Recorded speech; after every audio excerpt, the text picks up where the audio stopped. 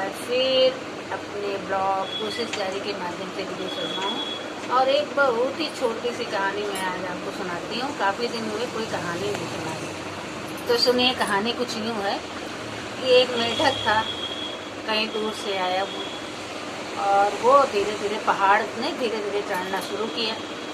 फिर बहुत सारे मेढक आ गए इधर उधर से निकल के। उन्होंने देखा कि अपने समुदाय का कोई एक जो प्राणी है ऊपर चढ़ना चाह रहा है, और इतना छोटा मेढक इतना ऊंचा पहाड़।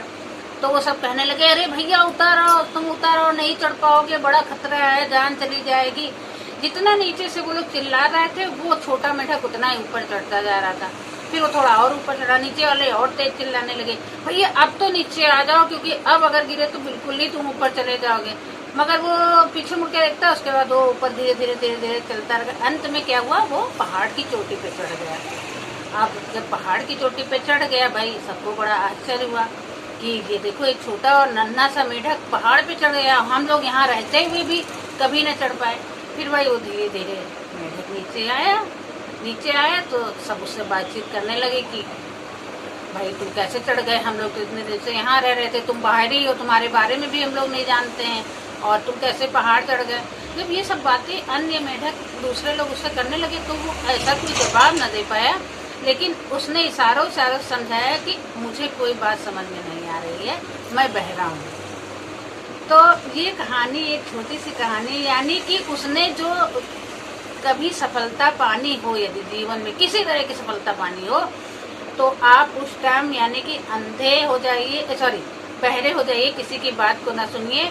तो वो मेढक जो है वो इसलिए चढ़ गया कि वो सोचता यही रहा कि ये लोग मुझे नीचे आने के लिए नहीं कर रहे हैं, बल्कि मुझे प्रोत्साहित कर रहे हैं कि मैं ऊपर चढ़ जाऊं। उसके इशारों से जो उसने अपने अन्य मेढकों को समझाया, तो उसका मतलब ये था कि मुझे ये लग रहा था कि आप लोग कह रहे हैं कि और ऊपर चढ़ते जाओ, और ऊपर चढ़ते जाओ, भैया चढ़ जाओगे, यानी कि उसे सही बात नहीं सुनाई दे रही। तो इसका मतलब यही मेरा कहने का मतलब है कि दुनिया कुछ भी कहे, यदि आपको किसी भी तरह की सफलता पानी है, उस टाइम आप किसी की बात को न सुने, केवल अपना लक्ष्य देखें। तो आज ये जो प्रसंग छिड़ा है, इस प्रसंग में मैं कहना चाहूंगी कि वैक्सीन के ऊपर लोगों की बहुत अलग अलग तरह की भ्रांतियां हैं, और कुछ लोग कहते हैं लगवाना चाहिए, कुछ लोग नहीं कहते हैं कि नहीं लगवाना चाहिए, इससे तमाम तरह की व्याधियां हो रही हैं, कोई बीमार हो रहा, कोई ऐसा देखिए कुछ नहीं है। आप जरूर अपने अच्छे स्वास्थ्य के लिए वैक्सीन लगवाइए, और कोई भी प्रॉब्लम नहीं है। आज मैंने भी सेकेंड डोज अपना लगवाया है, बिना किसी की बातों को सुने हुए चुपचाप, और मैं बिल्कुल स्वस्थ हूँ। तो आप सभी से मुझे ये कहना है कि अपने अच्छे स्वास्थ्य को देखते हुए आप अपने कानों को, यानी आप किसी की बातों को न सुने, और वैक्सीन को लगवाएं, और सरकार के कार्यों में अपनी सहभागिता को निभाएं।